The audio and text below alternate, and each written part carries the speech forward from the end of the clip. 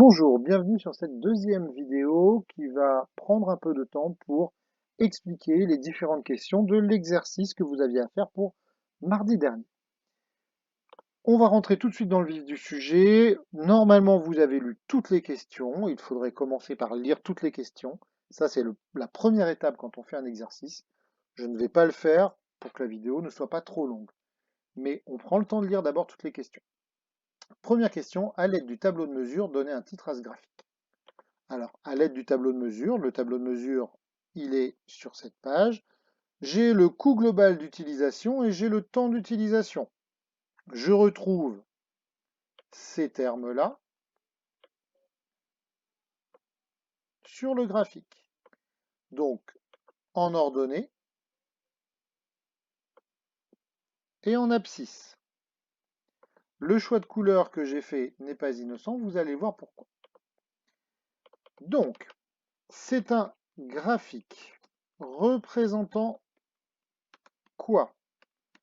J'applique une méthode simple, elle représente. C'est un graphique qui, un graphique représentant ce qu'il y a en ordonnée. En orange, c'est le coût global d'utilisation. Donc, graphique représentant le coût global d'utilisation. Je reviens sur du bleu de deux lampes. Ben oui, parce qu'il y a quand même deux éléments sur sur ce graphique, hein, cette représentation. Graphique représentant le coût global d'utilisation de deux lampes en, j'oublie des lettres, en fonction de quoi? Je reviens sur mon graphique, en fonction de la durée d'utilisation, en fonction du temps d'utilisation. Donc c'est ce que je vais écrire. Cette fois-ci, je choisis cette couleur qui est la même, hein, en fonction de la durée d'utilisation. La méthode pour donner un titre à un graphique est très simple. Je prends mon axe des ordonnées, ici en orange. Je prends mon axe des abscisses, c'est l'axe des ordonnées en fonction de l'axe des abscisses. Hop, question 2. En bleu, ça sera bien. Question 2. En utilisant la méthode habituelle, décrire les deux courbes, puis les comparer l'une à l'autre. Décrire les deux courbes. Méthode habituelle. Je vous renvoie, il y a quelques semaines, quelques mois même, quand nous avions posé une méthode pour décrire les graphiques de météorologie, les graphiques liés à la pression en particulier qui nous permettaient de prévoir le temps qu'il va faire. Eh bien, pour décrire une courbe, déjà, la première chose, c'est qu'on ne dit pas la courbe monte, la courbe descend, hein, c'est la grandeur, le coût global d'utilisation augmente ou diminue ou reste constant. Toujours ces trois verbes augmente, diminue, reste constant. Ensuite, on compare, on regarde s'il y a plusieurs variations. C'est absolument pas le cas. Dans les deux situations là, nous avons clairement deux coûts d'utilisation qui augmentent. Donc la description graphique est très simple. Pour les deux lampes, les coûts, le coût plutôt, je devrais mettre le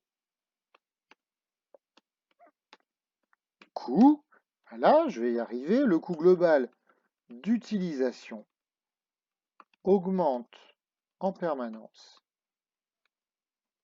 au cours du temps. Il n'y a pas de variation. Donc, ça reste très simple. Ça, c'est pour la première partie. Les comparer l'une à l'autre. On constate que pour la lampe incandescence, l'augmentation est plus rapide que pour la lampe fluocompacte. Hop, je vais juste réduire pour que ça tienne sur une seule page. Donc là, tout simplement, on va se retrouver avec une explication relativement simple hein, à cette question. Pourquoi je n'arrive pas à changer la couleur? Je viens de voir que ce n'était pas la couleur que je voulais. Tac, voilà, ce sera mieux. Donc, première partie de la question, deuxième partie de la question, on n'a pas besoin d'aller plus loin. Troisième question. En se basant sur les informations du tableau de mesure, expliquez pour quelle raison la lampe fluocompacte n'est pas intéressante dès le départ. Alors, sur le tableau de mesure, 0 heure, prix d'achat, 1 euro pour la lampe à incandescence, 7 euros pour la lampe fluocompacte. Alors là, je vais prendre ces éléments de texte. Hop. Je vais même les enlever, ça sera plus simple. Donc, question 3. Tout simplement,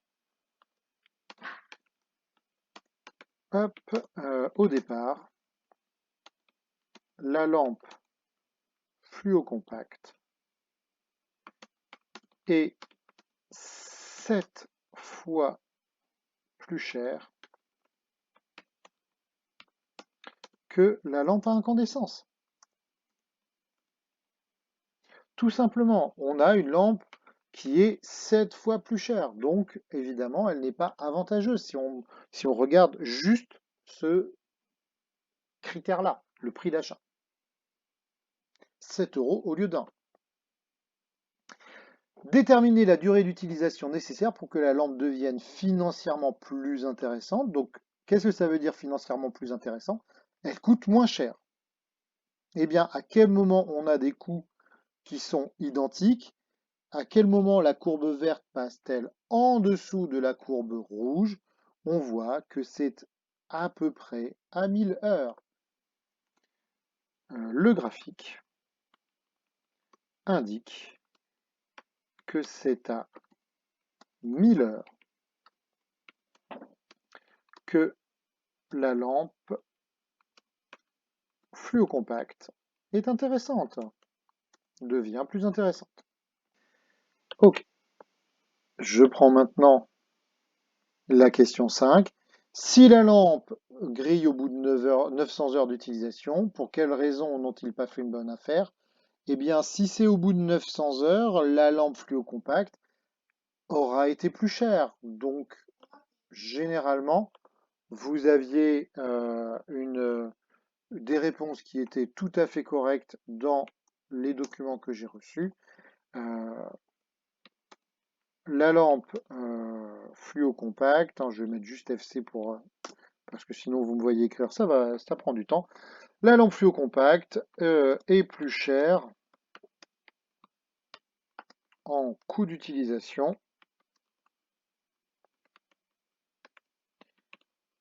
avant 1000 heures.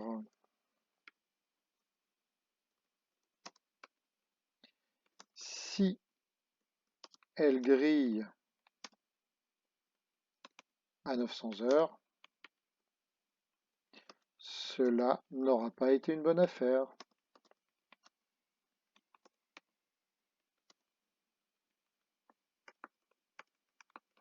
Voilà, ça c'est pour la première partie. Il nous reste maintenant la dernière partie sur le coût de la consommation électrique.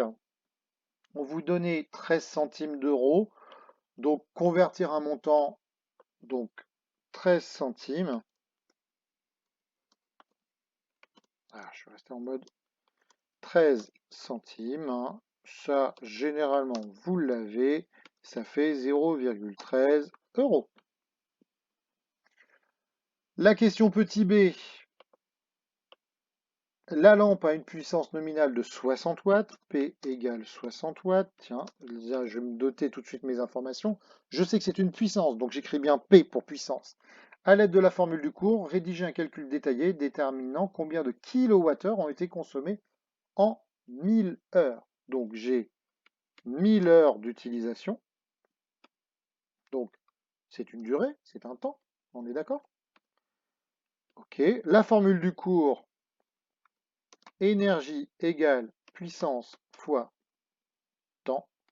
Donc l'énergie, ça sera 60 fois 1000, 60 fois 1000, ça nous fait bien E égale 60 000 watts-heure. Donc regardez bien comment c'est écrit, c'est un W majuscule et un H minuscule. Donc ce sont 60 000 watts-heure. Si on fait une conversion, si on imagine les watts-heure comme des mètres, il y a combien de kilomètres dans un mètre? 1000, donc combien de kilowattheures dans un combien de watts-heure dans un kilowattheure? C'est la même chose, hein. On a ce rapport, donc on a 60 kWh, donc pour kilo, pour watt et pour heure. Et attention, je répète bien, kilowatt-heure et non pas kilowatt par heure. Donc ça, c'est la question B. Hop, je vais mettre un petit B ici. Et je vais mettre un petit C ici, puisque le calcul va être très rapide, hein. J'ai l'énergie qui est de 60 kWh. J'ai un coût de 0,13 euros par kilowattheure. Et il faut que je sois cohérent avec ce que je fais. Donc,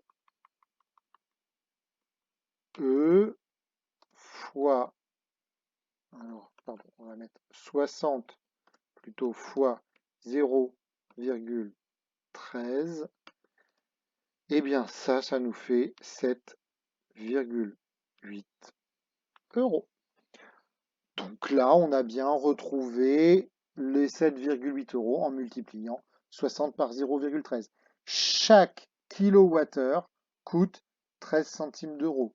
Comme j'en ai consommé 60 kWh, je fais 60 fois 0,13. Voilà pour la correction de l'exercice.